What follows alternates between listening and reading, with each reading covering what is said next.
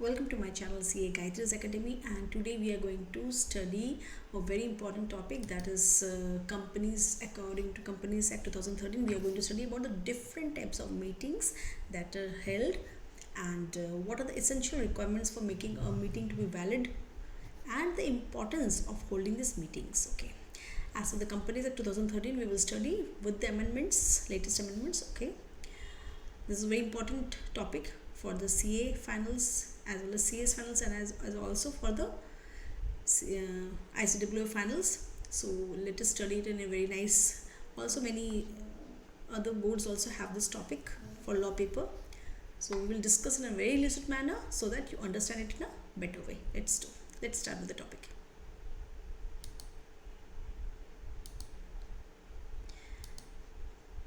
Okay. Why are company meetings important? Company meetings are essential components of corporate governance. Okay, what is corporate governance? Corporate governance मतलब क्या होता है? ठीक है, तो एक फर्स्ट वर्ड हम देंगे कॉर्पोरेट गवर्नेंस के लिए, कंपनी मीटिंग्स एसेंशियल है. ठीक है, तो कॉर्पोरेट गवर्नेंस का मतलब है, सिंपल भाषा में हम बोलेंगे कि कोई भी कंपनी उसके मेंबर्स के लिए या उसके डायरेक्टर्स, जितने स्टेक होल्डर्स हैं, मतलब जिसका भी इंटरेस्ट है बिजनेस में उस कंपनी के, और या शेयर होल्डर्स, कोई भी मेंबर के लिए अगर जो कोई भी डिसीजन लिया जाएगा, ठीक है, उनके ही हित में लिया जाएगा, उसको बोला जाता है corporate governance. So the company का जो भी डिसीजन होगा, that should be for the betterment और for the benefit of the members, directors, shareholders, or various other stakeholders, right? So the company's meetings are essential components of corporate governance. Okay, where क्या होता है, जहाँ पे important decisions are taken. Okay, important decisions लिया जाता है, and discussions on significant issues done. ठीक है, different significant issues जो arise करते हैं उस पर discussion किया जाता है और different decisions लिया जाता है इस company meetings में, right? Helping the shareholders, जितने शेयर होल्डर्स है, directors and other stake holders. Okay, कैसे हेल्प करते हैं? उनको अपना ओपिनियन देने का एक प्लेटफॉर्म मिलता है, to voice their opinions, vote on key matters, they can vote. ठीक है, so that the key matters पे डिस्कशन करके जो टॉपिक में हम आ नहीं सकते हैं, तो उसमें हम क्या करेंगे, we are going to vote for it.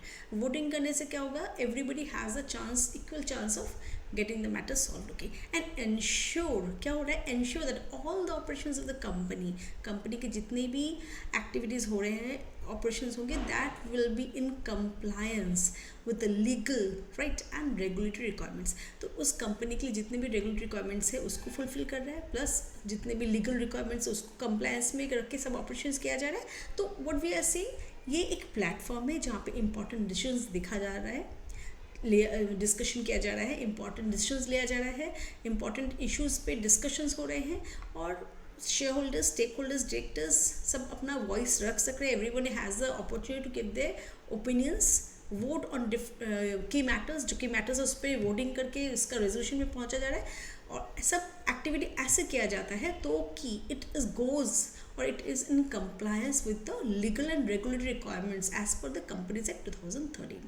Clear? बहुत अच्छे से समझे. मीटिंग्स क्या हो रहा है, कॉर्पोरेट गवर्नेंस कर रहे हैं.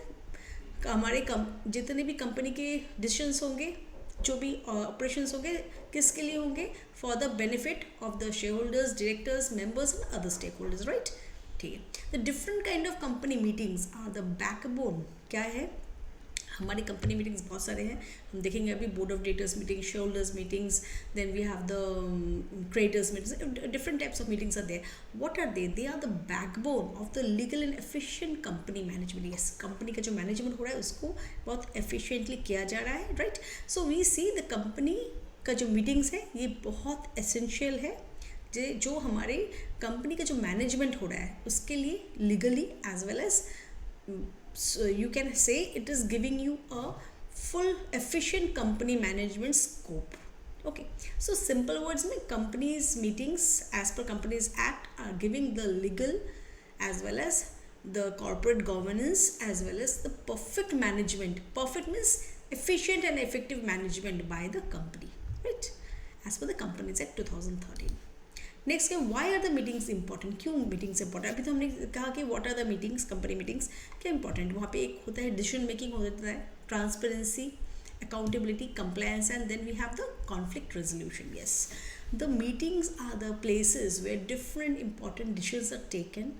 सब इंपॉर्टेंट डिसीजंस वहाँ पे लिया जाता है. कलेक्टिव डिसीजंस मेकिंग, सब लोग मिलके डिसीजन लेते हैं. Opinions and votes of share holders and debtors taken shaping the future of the company. Company का जो फ्यूचर है उसको शेप करने के लिए जो भी डिसीजन लिया जाता है, ठीक है, वो इसी मीटिंग्स में लिया जाता है. कोई भी डिसीजन पे पहुंचना है तो opinions of different share holders debtors are taken as well as voting करके वो रेजोल्यूशन में पहुंचा जाता है. सेकेंड है ट्रांसपेरेंसी. हम मीटिंग क्यों कर रहे हैं? तो कि ट्रांसपेरेंट रहेगा कंपनी का कोई भी activity, so that regular meetings hold इसलिए होता है, it ensures the company's operations are transparent, okay, and that all the stake holders मतलब जिसका इन्फॉर्मेशन, जिस किसी को भी इसी कंपनी के इन्फॉर्मेशन से डिसीजन में चेंज आता है, उसको बोला जाता है stakeholders. Different stake holders, right. तो different stakeholders are informed किस चीज़ के बारे? About the company's financial status, company का क्या फाइनेंशियल स्टेटस है, स्ट्रैटेजिक प्लान्स है, कैसे अपने ऑपरेशंस करेंगे उसका क्या प्लान्स है, एनी इश्यूज, कोई भी इशू यहाँ पे ही एड्रेस करते हैं, ठीक है. So we can say the meetings are giving a transparent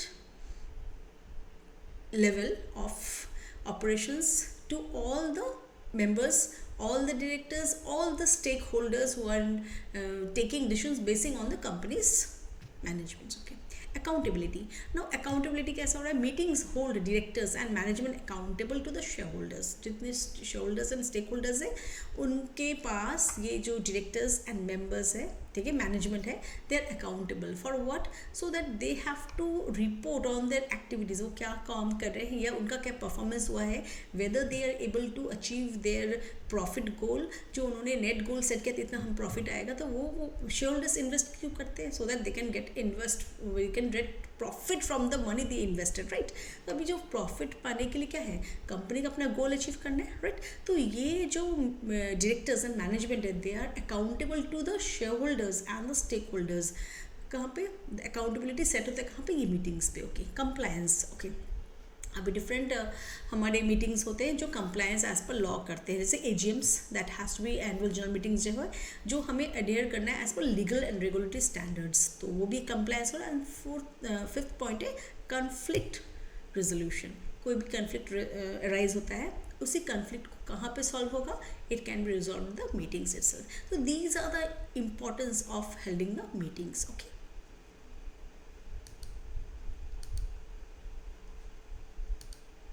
then requisites of a valid company's valid meeting. तो एक मीटिंग को वैलिड होने के लिए उसके पास क्या क्या होना चाहिए? What are the things that has to be there in order to make a meeting, company's meeting to be valid. First is proper authority, second is proper notice should be there, then there should be quorum, presiding officer, valid transaction of business and preparation of notice minutes. So these are the things which have to be, or you can say these are other valid requisites for making a meeting to be valid. Proper authority एक एक करके हम देखेंगे, right? And let's see proper authority में यहाँ पे क्या समझाना चाहते हैं? Meeting must be convened, okay, by an individual और बॉडी, ठीक है, कोई भी इंडिविजुअल व बॉडी जिसके पास प्रॉपर अथॉरिटी है in to hold the meetings, okay, such as the board of directors और अ कमिटी और a group of share holders with the requisite power under the company's articles of association. जो company में है उसी company के जो articles of association है वो उनको पावर दे रहा है, ठीक है. तो वो इंडिविजुअल या बोर्ड ऑफ बॉडी जिसके पास प्रॉपर अथॉरिटी है वो इस मीटिंग को कन्वीन करेगा, जैसे कि बोर्ड ऑफ डायरेक्टर्स और कमिटी और a group of share holders, ठीक है.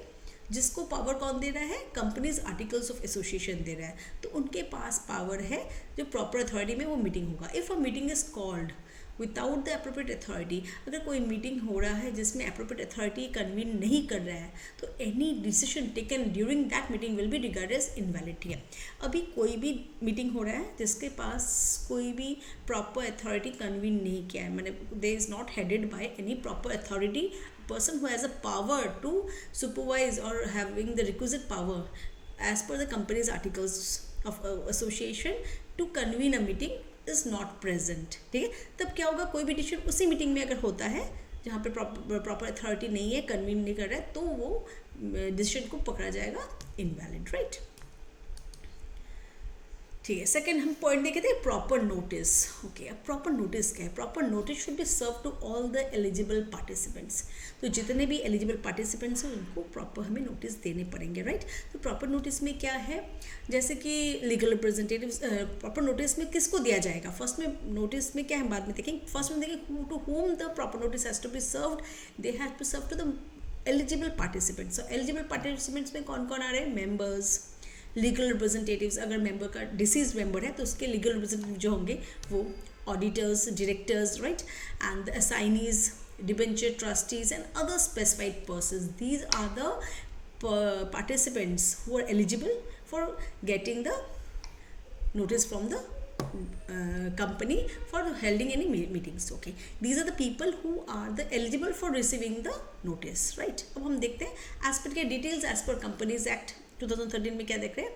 Who can send the notice? कौन नोटिस भेजेगा? The board of directors, company secretary और authorized person.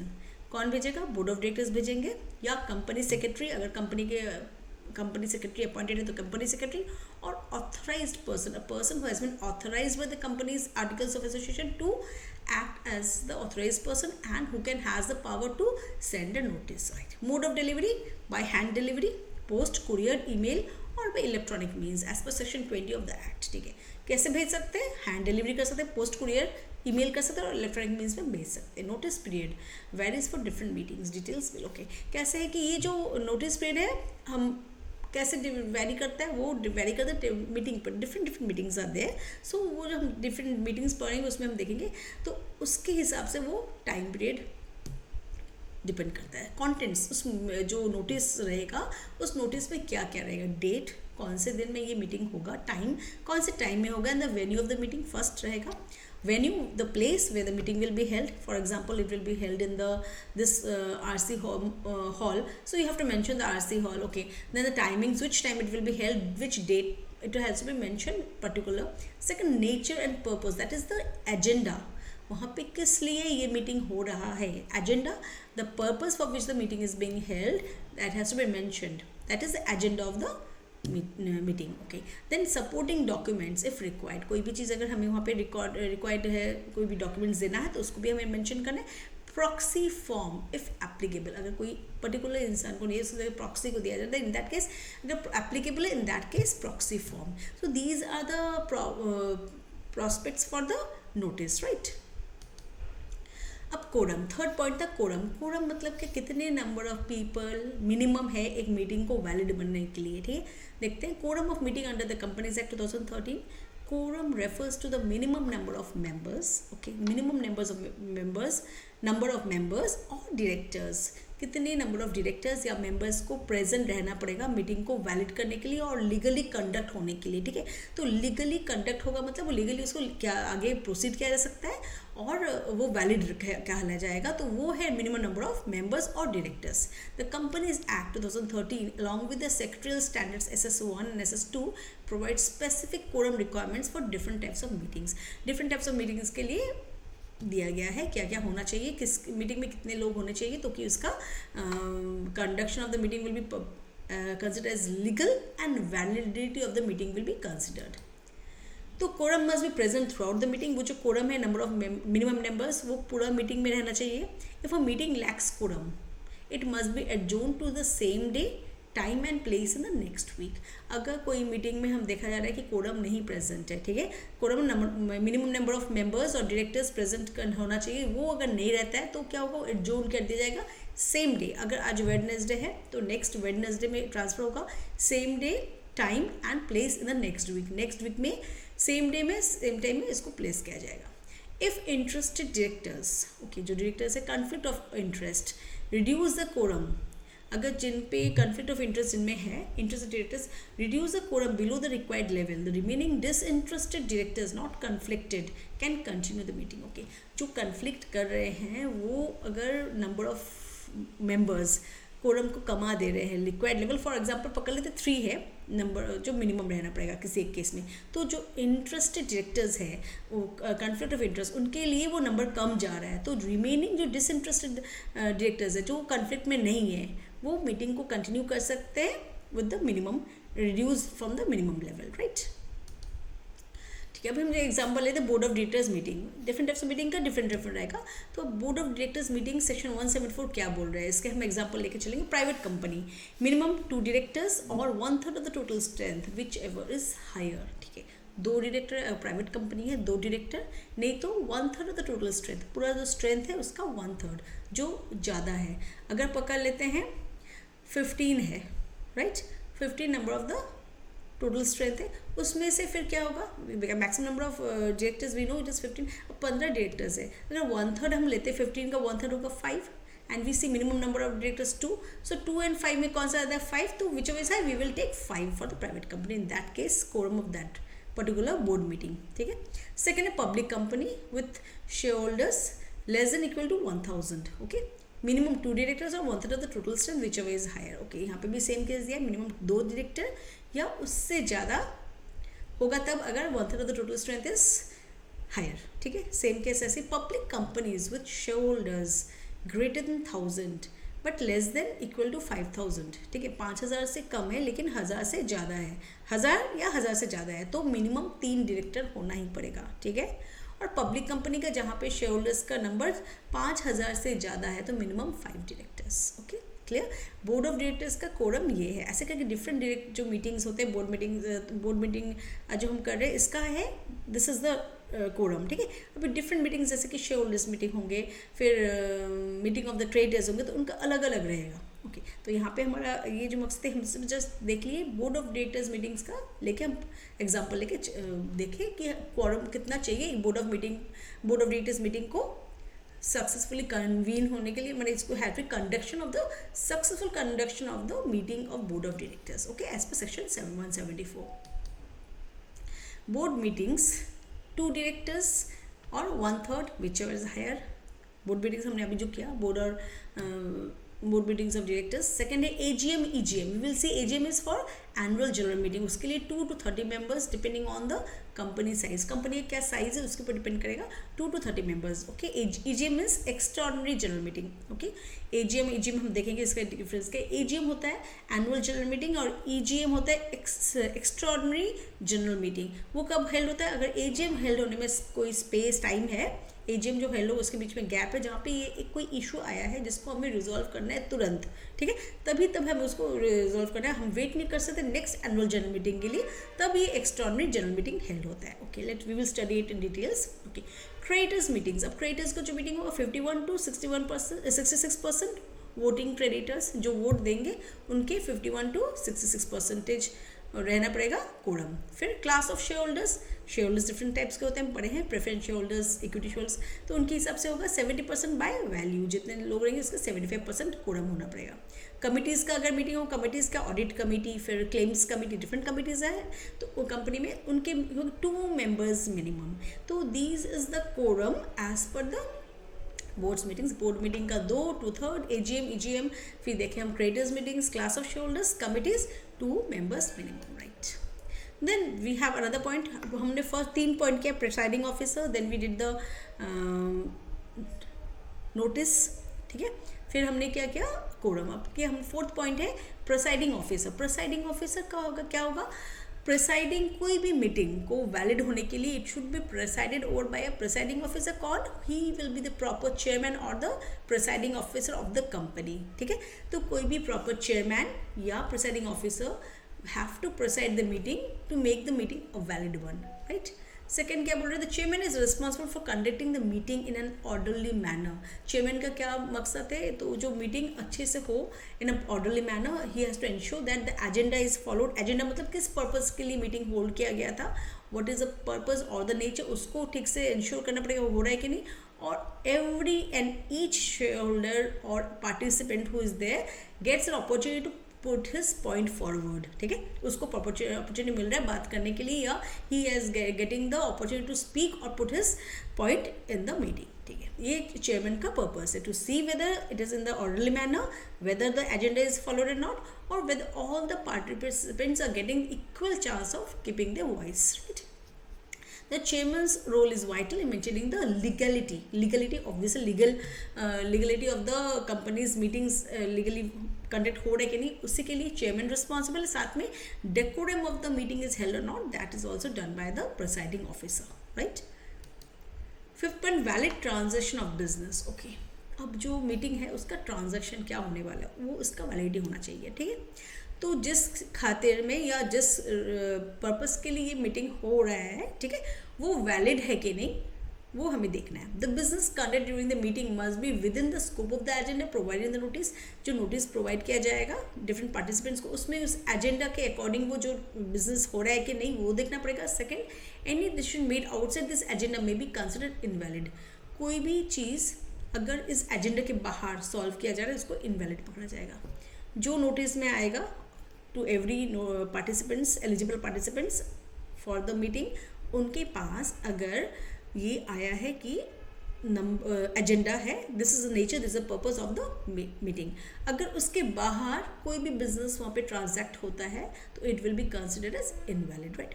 It is also essential that the business is transacted in a manner that complies, ठीक है, वो ऐसे करके बिजनेस किया जा रहा है, operations are done in such a way or the business meeting is held in such a way that it complies with the company's articles of association and relevant law which is valid for that particular company's meetings. Okay, so valid transaction of business. So this was the fifth point we saw.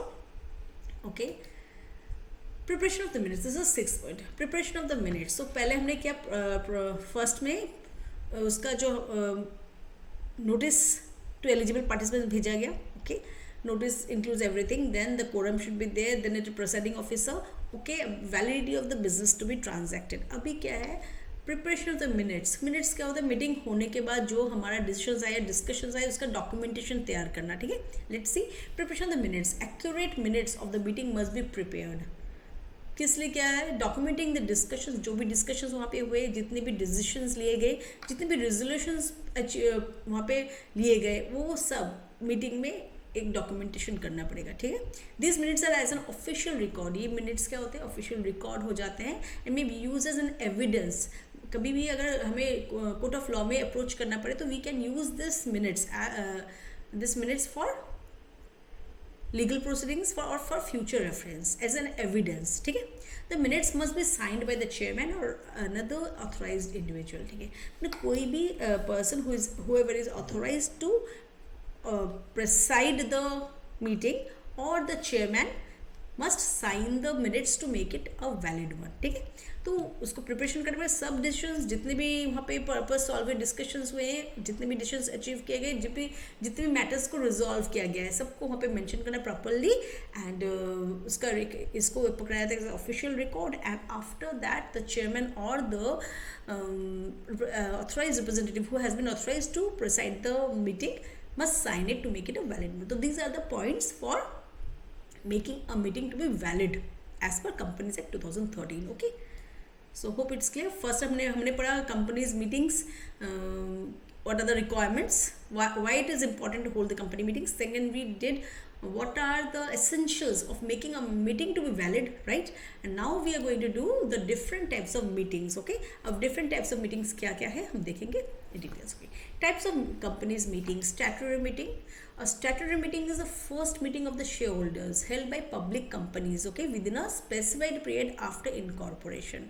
अभी ये जो statutory meeting है ये 2013 में नहीं है, ठीक है. It has 2000 Companies act 2013 does not require a statutory meeting. Earlier under the companies Act 1956 statutory meeting was mandatory for public companies with share capital, ठीक है.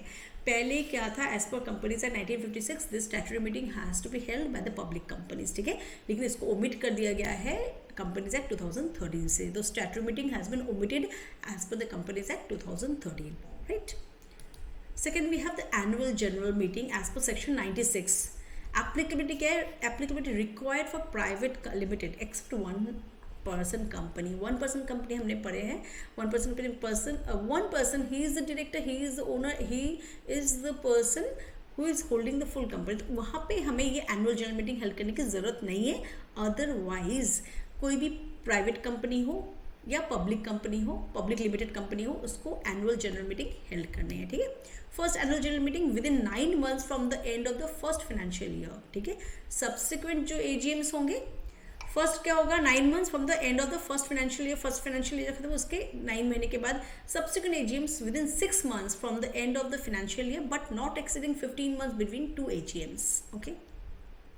Agenda approval of financial statements, agenda क्या रहेगा, approval of financial statements, कोई भी financial statements उसको approval करना है। Declaration of dividends, कोई भी डिविडेंड्स अगर देने हैं, अगर प्रॉफिट कंपनी का प्रॉफिट है तो हम क्या करेंगे, we are declaring the dividends for the share holders.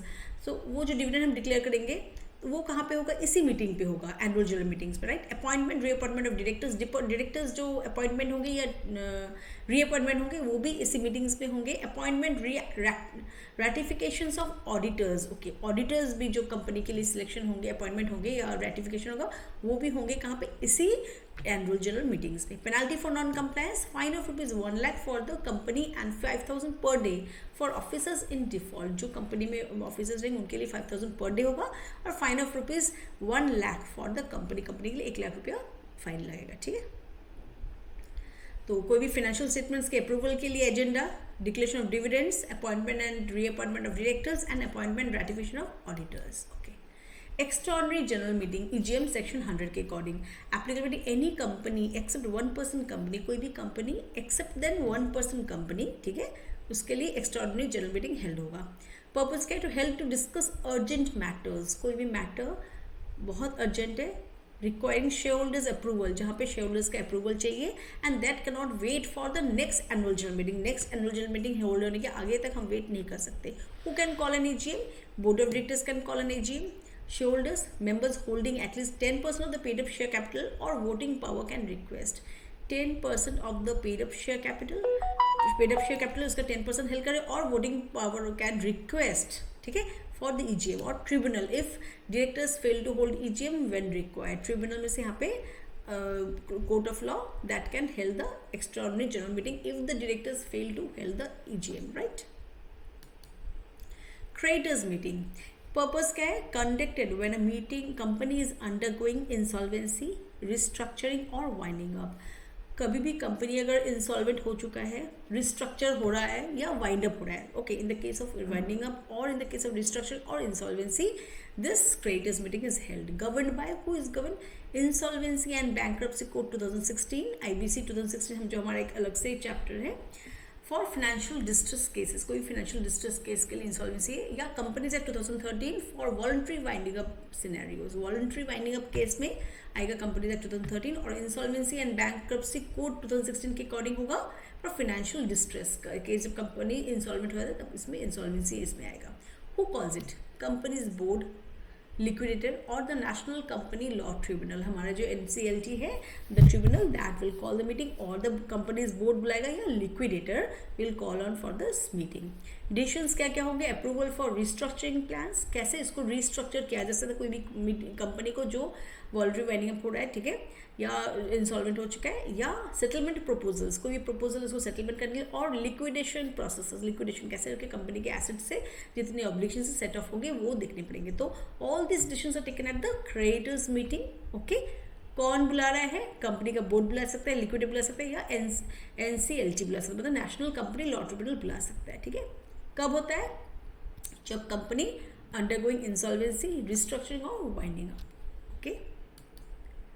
Debenture holders meeting, debenture holders, who are the debenture holders, debenture holders जो कंपनी का डिबेंचर्स होल्ड कर रहे हैं, राइट। पर्पस क्या है, protect the rights of debenture holders, उनका जो rights है उसको प्रोटेक्ट करने के लिए, एड्रेस डिफॉल्ट्स, कोई भी अगर डिफॉल्ट है उसको एड्रेस करने के लिए, and consider modifications in debenture terms, debenture terms जो है उसको मॉडिफिकेशन करना, चेंज करने के लिए, कोई भी फर्दर उनके बेनिफिट के लिए, उनके प्रेफरेंस के लिए वो क्या करेंगे, ये एक मीटिंग हेल्ड करेंगे। गवर्न क्या है, गवर्न कौन सा कर रहा है, कंपनीज एक्ट 2013 गवर्न कर रहा है, SEBI listing obligations and disclosure requirements regulations 2015, ठीक है, सेबी के अकॉर्डिंग हो रहा है, listing obligations and disclosure requirements regulations 2015, ठीक है। हु कॉल्स इट, कौन बुला सकता है, debenture trustee appointed under section 71(5) of the companies act 2013। Debenture का जो ट्रस्टी है वो इसे बुला सकता है। When company defaults in paying interest of principal, company जब प्रिंसिपल अमाउंट दे नहीं सक रहा है डिबेंचर होल्डर्स को, या इंटरेस्ट नहीं दिया है, ठीक है, तब कौन बुला सकता है? डिबेंचर ट्रस्टी बुला सकता है, appointed under section 71(5) of the companies act, उसको अपॉइंट किया गया, वही इस मीटिंग को बुला सकता है। क्या डिसीजन पे लिया जा सकेगा? Modification of debenture terms, debenture terms को मॉडिफाई किया जाएगा। कंसेंट फॉर रिस्ट्रक्चरिंग और सेटलमेंट, रिस्ट्रक्चर किया जाएगा डिबेंचर के जो टर्म्स एंड इंटरेस्ट और प्रिंसिपल के अमाउंट और सेटलमेंट, और initiation of legal action in case of default, अगर कोई भी डिफॉल्ट है तो इस केस में इनिशिएशन ऑफ लीगल एक्शन लेने का भी डिसीजन इसी मीटिंग में होता है, ठीक है। तो जब कंपनी अपने इंटरेस्ट या प्रिंसिपल्स को पे नहीं कर सकते to the debenture holders, default में है, तभी ये होगा, ओके। सेबी के अकॉर्डिंग या कंपनीज एक्ट 2013 डिबेंचर ट्रस्टी इसको कॉल कर सकता है। तो क्या होगा decisions? Modifications of the debenture terms, consent for restructuring और सेटलमेंट, और अगर कोई भी लीगल एक्शन लिया जाएगा उसको इनिशिएट किया जाएगा इसी मीटिंग में, right. Committee meetings, there are different committees in a particular company, okay. अब वो कमिटीज़ के डिफरेंट पर्पस होंगे, तो उसके हिसाब से ये मीटिंग्स होते हैं। Purpose, decision making at the board और sub board level, okay. Common committees under companies act 2013, audit committee है section 177, reviews financial statements, internal controls, इसका काम क्या है? फाइनेंशियल स्टेटमेंट्स को रिव्यू करना, audit committee, okay. Auditing of the work accounts का, internal control set करना, तो कि जो उनका पर्पस है according to their plan set the operations are going और नॉट। अगर ऑपरेशंस नहीं हो रहा है तो they have to set the internal controls in order to see put the check so that the company operates according to the plan set, ठीक है। Nomination and remuneration committee section 178 handles appointments and compensation of directors जो है उनके लिए क्या compensation आएंगे या उनके अपॉइंटमेंट्स को हैंडल करता है। स्टेक होल्डर्स रिलेशनशिप कमिटी, उसका काम है address share holders grievances, stake holders जो है उनके ग्रीवेंसेस को होल्ड कर रहा है शेयर होल्डर्स जो है, share holders who are investing the money, okay. Corporate social responsibility CSR, okay, committee section 135 overseas CSR activities and compliance, सब एक्टिविटीज़ ठीक से हो रहा है कि नहीं, और साथ में कॉर्पोरेट सोशल रिस्पॉन्सिबिलिटी ठीक से कंपनी फॉलो कर रहा है कि नहीं। कौन अटेंड करता है? Board members, okay, committee members and sometimes auditors और एक्सटर्नल एडवाइजर्स। कोई एक्सटर्नल एडवाइजर को अगर रखा गया, अपॉइंट किया गया या उस कंपनी के जो ऑडिटर्स है, कमिटी मेंबर्स है and board members are the persons who are going to attend this meeting. Recent amendments and key changes. Virtual meetings, पहले अभी due to amendments post 2020, AGMs and EGMs can now be conducted via video conferencing or other audiovisual means. Okay, audiovisual में से 2020 के बाद से क्या हुआ है? AGMs and EGMs can be held as on video conferencing method also, and उसमें क्या होगा? That can be considered as a quorum of the meeting. Insolvency related meetings under IBC 2016 are now more structured, allowing creditors to take control in case of financial distress. IBC के according जो हो रहा है insolvency and bank जो हम देखें उसी के अकॉर्डिंग टू 2016 जो है उसमें क्या स्ट्रक्चर बहुत अच्छे से दिया गया, तो कि क्रेडिटर्स का जो फाइनेंशियल डिस्ट्रेस उसको ठीक से देखा जाएगा at the time of insolvency of a particular company. फिर क्या है? क्रेडिटर्स एंड कंट्रीब्यूटर्स मीटिंग, हमने अभी तक पढ़ा था क्रेडिटर्स मीटिंग, अब क्या है? क्रेडिटर्स एंड कंट्रीब्यूटर्स मीटिंग, ठीक है। तो पहले फर्स्ट में हमारा क्या था? Creditors meeting is primarily held during insolvency, restructuring और winding of the company. Applicable companies undergoing corporate insolvency resolution, CIRP under the Insolvency and Bankruptcy Code 2016 के according, या companies facing voluntary liquidation under Companies Act 2013, voluntary liquidation में जा रहा है. Who can call the meeting? The resolution professional RP और liquidator under IBC के under में the liquidator कर सकता है, या the resolution professional जिसको रखा जाएगा इस मीटिंग को हेल्प करने, या the tribunal that is the NCLT यहाँ पे, if required during a winding up process, or the company's board of directors is in voluntary liquidation. किसी voluntary liquidation में जाना है तो कंपनी के जो board of directors वो इसे मीटिंग को हेल्प करेंगे. Key decisions taken the creditors meeting: approval of resolution plan during the insolvency proceedings. Creditors vote on the restructuring plan. किस तरीके से restructuring plan होगा वो creditor लोग vote करते हैं, उसी के हिसाब से decision लिया जाता है. Debt restructuring और settlement plans. Creditors may decide on partial or full settlements. उनका कितना percentage payment होगा वो debt restructuring के plan में creditors लोग help करेंगे, डिसीजन लिया जाएगा. Approval of liquidation if required, if no resolution plan is approved the company moves into liquidation. अगर कोई भी अप्रूवल प्लान नहीं मूव हो रहा है, किसी तरीके से एक रेजोल्यूशन पहुंचा नहीं जा रहा है, तब कंपनी लिक्विडेट हो जाएगा. ओके, नहीं तो अगर रिस्ट्रक्चर हो जाता है and the creditors are ready to settle at matter और पर्टिकुलर पॉइंट, तो may be the decision taken in the like phase, but अगर कोई भी डिसीजन में नहीं आ रहा है, कोई रेजोल्यूशन पास नहीं हो रहा है, then the company will go into liquidation. Appointment of committee of creditors COC in IBC cases, that is insolvency cases, bankruptcy court, that the COC takes control of the company's financial decisions. COC का काम क्या है? Committee of creditors, they take the control of the company's financial decisions. कोई भी financial decisions लिया जाएगा वो control ले रहे हैं. Voting threshold 66 majority required for major decisions like liquidation approval and 51 majority required for general resolutions. हमने अभी quorum में पढ़ा voting threshold क्या रहेगा? 51% to 66%, ठीक है. मेजोरिटी केस में 66% देखा जाएगा, और जब minor case 51% majority required for general resolutions. कोई भी जनरल रेजोल्यूशंस के लिए 51% से चल जाएगा मेजोरिटी में, और 66% में लिया जाएगा अगर it is a liquidation approval, right. Contributors meeting. Contributors मतलब contributors meeting, the contributor meeting is primarily held during the winding up process. Winding up process में ही होल्ड क्यों होता है? जैसे कि क्रेडिटर्स का मीटिंग में वाइंडिंग अप इंसॉल्वेंट केस में होता है. Address issues related to remaining capital contributions. Okay, remaining capital जो है उसको कैसे दिया जाएगा. Companies undergoing voluntary winding up where capital needs to be distributed among members contributors. Okay, जो कंट्रीब्यूट किए पैसे को, उसमें जब वॉलंटरी वाइंडिंग अप हो तो कैसे इसको दिया जाएगा. वाइंडिंग अप हो रहा है कंपनी, जो जिन्होंने कैपिटल कंट्रीब्यूट किया था कंपनी के लिए, राइट, उनको कैसे ये पैसा को दिया जाएगा. How to contribute the money which are the members have given. Okay, let's see who calls the meeting. The liquidator or the NCLT, okay, National Law Tribunal. During winding up proceedings, key decisions taken in the contributors meeting. क्या क्या हो रहा है? Approval of liquidators reports, reviewing the company's remaining assets and liabilities. कितना company का assets बाकी है और कितना ऑब्लिगेशंस है जो पे करने हैं, ठीक है. Distribution of surplus assets. कोई भी अगर सरप्लस एसेट है कंपनी में, उसको कैसे डिस्ट्रीब्यूट किया जाएगा मेंबर्स में, राइट. मेंबर्स में who are providing the capital of the company. So this is a contributors meeting. That is why it is said to be the contributors meeting, ठीक है.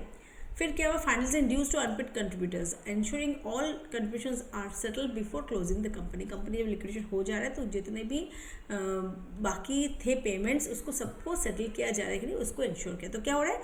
लिक्विडेटर्स का रिपोर्ट को remaining assets liabilities कितना है, कितना obligations पे करने, उसके बाद में जितना पैसा पड़ा वो मेंबर्स में कैसे डिवाइड होगा, एंड फाइनली सब ड्यूज जितने भी अनपेड थे उसको क्लियर किया कि नहीं before the company closes. Okay, फिर 9th केस है, हम देखेंगे case of class of shareholders meeting, not case, it is class of shareholders meeting. There are different class of shareholders like preference shareholders, equity shareholders, right.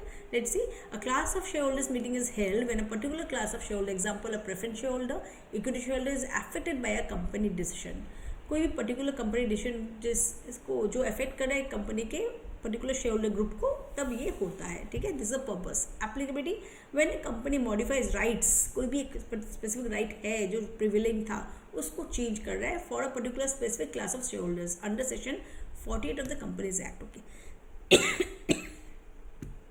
in case of mergers, acquisitions or demergers affecting shareholders' rights as per section 230 to 32 of the Companies Act 2013. Okay, who can call the meeting? Board of Directors. When change is rights are proposed, Board of Directors बुलाएंगे जब rights जो है उनको change करना है, और अगर tribunal बुलाएगा जब कॉर्पोरेट रिस्ट्रक्चरिंग होगा तब ट्रिब्यूनल बुलाएगा. Otherwise it will be done by the Board of Directors when change in rights are proposed. Okay, यहाँ पे क्या डिसीजन हुआ? Approval of alteration in rights, changing voids rights, dividend rights और liquidation preference. Liquidation के time किसको क्या preference मिलेगा, कि कौन से शेयर होल्डर्स कितने के मिलेंगे. फिर dividend rights. Okay, approval of mergers and amalgamation, shareholders of particular class vote on restructuring schemes. Okay, approval of buyback और conversion of shares, converting preference shares into equity और vice versa, ठीक है.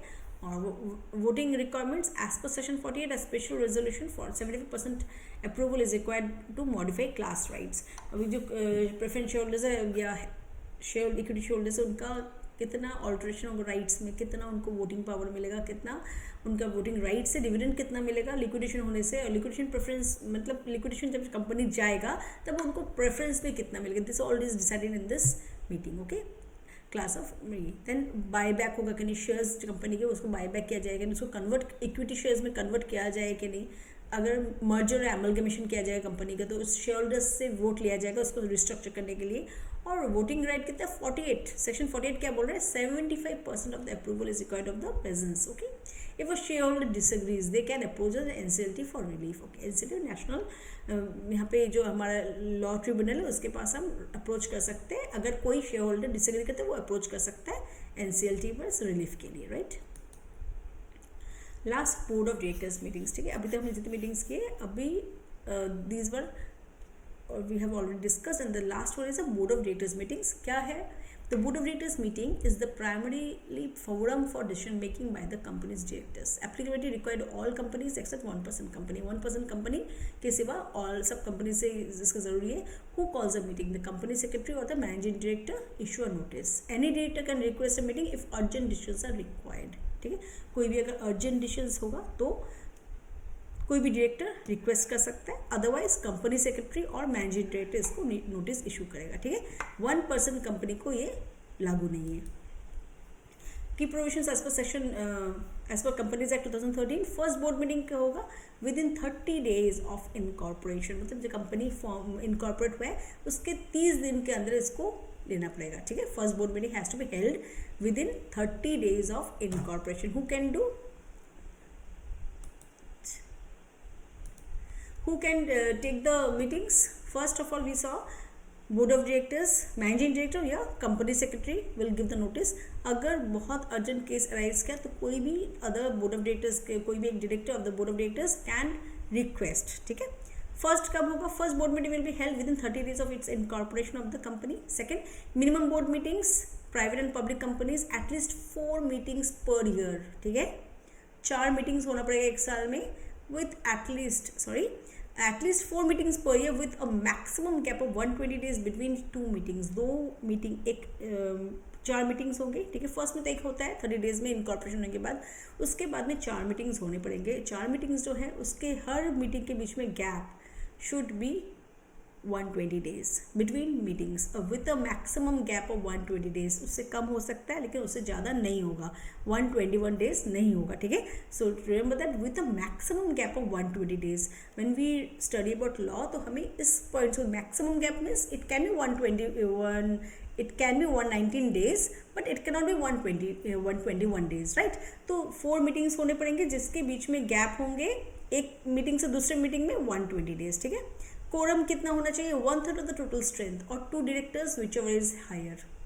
1/3 of the total strength if there are 15 members, 1/3 means 5 और 2 directors दोनों में से जो higher है। अगर हम करते हैं यहाँ पे 1/3 ऑफ द टोटल स्ट्रेंथ, अगर यहाँ पे 12 है whatever it is, in that case also quorum we will see it is the higher of the 2।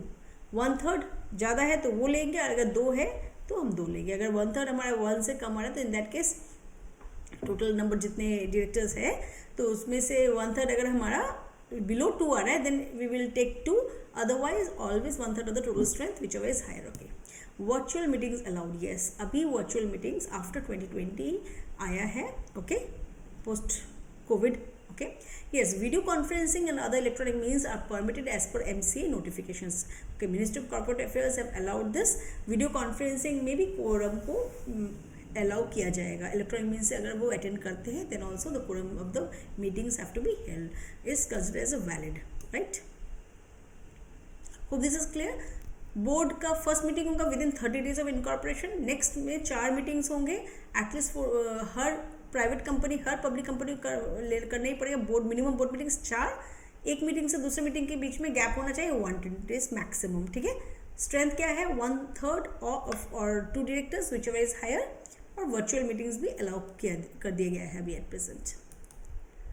Recent amendments and updates. Virtual board meetings 2023 amendment. The Ministry of Corporate Affairs now permits video conferencing for all agenda items, removing earlier restrictions. पहले था कि you have to be present in your bodily, you have to be present there. But now अभी virtual presence भी MCA ने allow कर दिया as per 2023 amendment. Amendments in creators and class meetings. Session 2022 to 23 IBC amendments introduced strict timelines for creators meetings to ensure faster resolutions। okay, IBC amendment में क्या किया है 22-23 में स्ट्रिक्ट टाइमलाइंस क्या है क्रिएटर्स के मीटिंग्स हेल्ड करने के लिए, तो कि कोई भी रेजोल्यूशंस पे जल्दी आ सके। जब कोई भी कंपनी वाइंडिंग अप हो रहा है या इंसॉल्वेंट होके तब कैसे इसको क्रेडिटर्स मीटिंग हेल्ड होगा, वो स्ट्रिक्ट दिया गया है. Shareholders meetings related to mergers now require additional SEBI SEBI approvals for listed companies. अगर कंपनी लिस्टेड है सेबी के अंडर में तब सेबी से क्या करना पड़ेगा, अप्रूवल लेना पड़ेगा at the time of merger. So okay, and then corporate governance and board meetings. SEBI LODR amendment 2023 क्या बोल रहा है, listed companies must now disclose detailed minutes of board meetings. Board के जो भी मीटिंग हो रहे हैं सबके बड़े डिटेल्ड मिनट्स देने पड़ेंगे. All what is discussed in the meeting, all discussions have to be documented, all resolutions have to be documented, every decision taken in the meeting have to be documented in the minutes, okay, of the board meetings. and वो किसको देना पड़ेगा, listed companies को करना पड़ेगा, ठीक है, to related to financial performance of the company.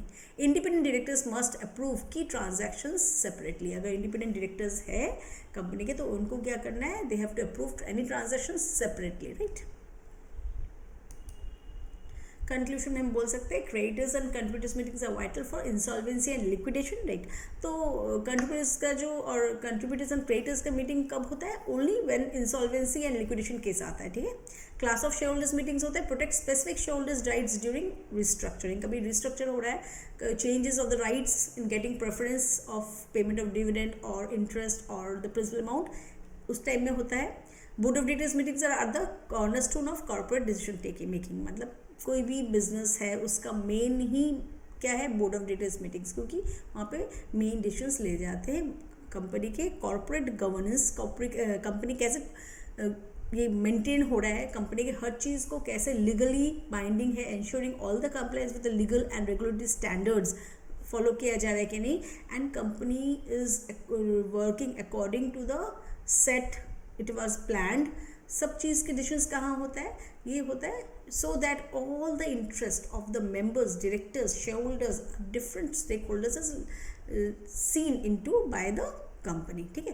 तो कॉर्पोरेट गवर्नेंस मेंटेन करने के लिए बोर्ड ऑफ डायरेक्टर्स का मीटिंग्स होता है. Recent amendments promote transparency, faster resolutions and virtual meetings. Virtual meetings को एग्री कर दिया गया है, फास्टर रेजोल्यूशंस कर दिए गए हैं क्योंकि मीटिंग्स बहुत ज़्यादा रेगुलर हो गए हैं अभी, और ट्रांसपेरेंसी आ गया है हमारे पूरा system of companies act. Okay, hope this is understood clearly. Thank you. Please do like and subscribe for more topics on this Companies Act. Thanks.